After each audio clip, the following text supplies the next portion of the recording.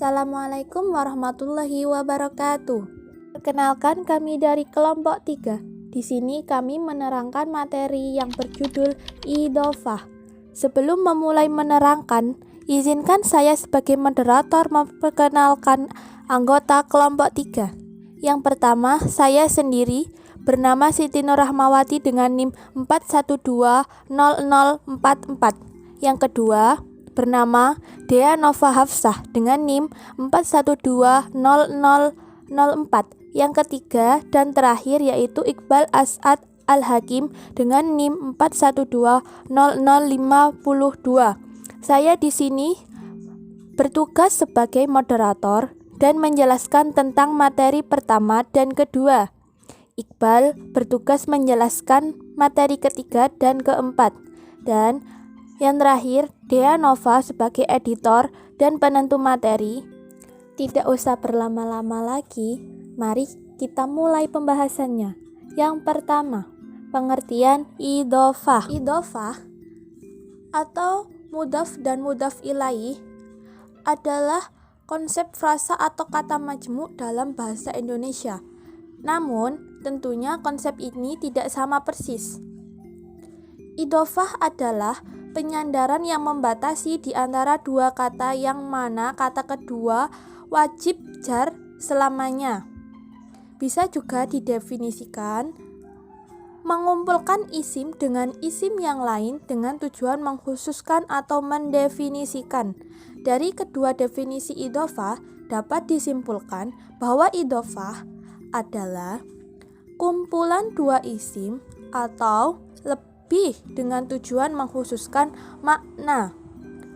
Kata yang pertama disebut mudhaf dan kata yang kedua disebut mudhaf ilaih. Mudhaf ilaih selalu berirob jar, sedangkan irob mudhaf tergantung kedudukannya dalam kalimat. Contoh mudhaf dan mudhaf ilah: kitabu Zaidin, kitabul fiqhi. Kata kitabu disebut dengan mudhaf dan kata Zaidin dan al-fiqhi disebut dengan mudhaf ilaih. Syarat mudhaf: yang pertama, tidak ada alif lam. Adapun alasan tidak boleh ada alif lam karena dianggap seperti na'at man'ut. Yang kedua, membuang tanwin. Mudhaf tidak boleh ada alif lam dan tanwin. Alasan mengapa mudhaf tidak boleh ada tanwin karena tanwin itu menunjukkan nakiroh, sedangkan mudhaf adalah ma'rifah.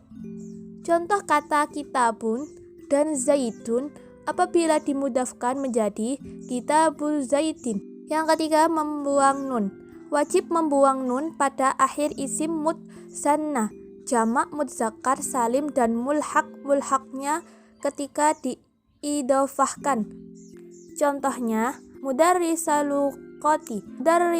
lughati, asalnya mudarrisanil lughati, mudarrisunal lughati. Pembagian idhofah. Idhofah terbagi menjadi dua macam, yakni yang pertama idhofah mahdah, yang kedua idhofah ghair mahdah.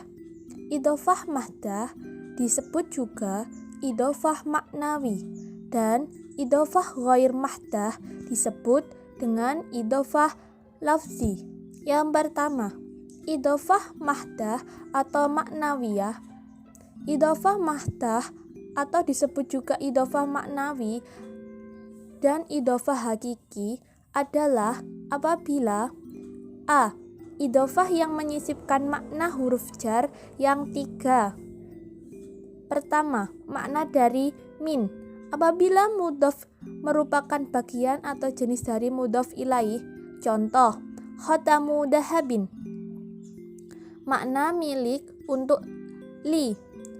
Apabila mudhaf merupakan sesuatu yang dikuasai oleh mudhaf ilaih atau yang diperuntukkan untuk mudhaf ilaih. Contoh, hadiqatun asmaki, makna fi. Apabila mudhaf berada di tempat atau waktu mudhaf ilaih. Contoh, naumul lail. B. Idhof masdar terhadap ma'mulnya. Aklul hubri, ismil fa'il terhadap maf'ulnya. Mujibus sa'ilina. Yang kedua, idhofah ghair mahdah atau lafziyah. Idhofah lafziyah atau ghair mahdah adalah apabila mudhafnya terdiri dari sifat dan mudhaf ilaihnya merupakan ma'mul dari sifat tersebut. Yang dimaksud sifat adalah isim fa'il, isim maf'ul, atau sifat musyabahah. Sedangkan ma'mulnya adalah yang pertama, fa'il. Apabila sifatnya terdiri dari sifat musyabahah, contoh, husnul wajhi. Yang kedua, naibul fa'il. Apabila sifatnya terdiri dari isim maf'ul, contoh, maghrubul abdi. Yang ketiga, maf'ul. Apabila sifatnya terdiri dari isim fa'il, contoh, daribu zaidin. Makna idhofah. Adapun perbedaannya dalam hal makna dari idhofah mahdah dan ghair mahdah adalah yang pertama, tahsis, mengkhususkan. Makna pada idhofah maknawiyah apabila mudhaf ilaihnya terdiri dari isim nakiroh, contoh, katabun rajulin. Yang kedua, takrif, menjelaskan. Makna pada idhofah maknawiyah apabila mudhaf ilaihnya terdiri dari isim ma'rifah, contoh, kitabun Muhammadin. Yang ketiga, ta'fif, meringankan bacaan. Tujuan idhofah lafziyah adalah bukan untuk mentaksis ataupun mentakrif, melainkan berfungsi sebagai takfif, meringankan bacaan, sehingga disebut dengan ghairu mahdah, tidak wajib. Contoh, daribu zaidin, lebih ringan bacaannya daripada daribun zaidan. Dan untuk tambahnya, yang pertama, untuk idhofah maknawiyah, mukhaffafnya tidak diberi alif lam secara mutlak. Yang kedua, untuk idhofah lafziyah, mudhafnya diberi alif lam dengan syarat, yaitu mudhaf ilaihnya harus diberi alif lam, contoh, al-kabirun badni. Yang kedua, mudhaf ilaihnya harus disandarkan kepada isim yang diberi alif lam, contoh, ad-daribul ra'sil jani. Mudhafnya harus ditasniyahkan, contoh, ad-daribu zaidin. Yang terakhir, mudhafnya harus dijamakkan, contoh, ad-daribu zaidin. Mudhaf ilaihnya tidak boleh berupa sifat karena apabila ia berupa sifat maka menjadi na'at man. Pembahasan yang kedua, syarat-syarat idhofah atau tanda-tanda adanya idhofah. Berikut ini. 1. Tidak boleh didahului alif lam. Syarat dari idhofah yang pertama adalah membuang alif lam dari mudhaf. Contoh, ar-rusulu mudhaf, Allahu mudhaf ilaihi. 2. Membuang nun mutsanna atau jamak pada mudhaf. Ciri kedua adalah membuang nun mutsanna atau jamak pada mudhaf dalam idhofah. Contoh, kitabani mudhaf, Muhammadun mudhaf ilaih. Yang ketiga, idhofah tidak boleh ditanwin. Ciri ketiga dari idhofah adalah tidak boleh ditanwin, namun hanya berlaku pada mudhaf yang ada di dalam idhofah. Contoh, hakibitun mudhaf, Muhammadun mudhaf ilaih. Contoh dalam kalimat Khotamun hadibadin, artinya cincin besi. Khotamu menjadi mudhaf tanpa al dan tanwin, sedangkan hadibadin menjadi mudhaf ilaihi, hukumnya kasroh.